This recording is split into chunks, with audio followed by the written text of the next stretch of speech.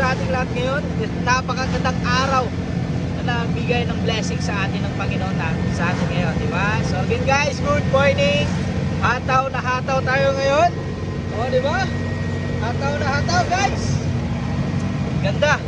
Ganda ang araw natin ngayon dito sa province. And siyempre sa lahat po ng mga nandito, sa lahat din po ng mga nagsisipag dyan, hataw lang. Mga kagaya ko din dyan na namamaneho or ano man dyan, naman yung trabaho mo, basta umahataw ka araw-araw para sa pamilya mo, di ba? Sipag lang talaga ang puhunan, par. Sipag lang. And siyempre, don't forget to thank God every single day. So lagi po tayo magpapasalamat sa itaas. Kasi lahat po ng mga nangyari sa atin, meron niyang purpose kung bakit yan nangyari sa atin.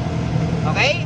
And siyempre, samahan natin ang dasal sa Panginoon. Diba? So again guys, good morning. And ingat tayo sa biyahe natin araw-araw. Siyempre, ingat din tayo sa mga trabaho natin araw-araw. Okay? God bless everyone.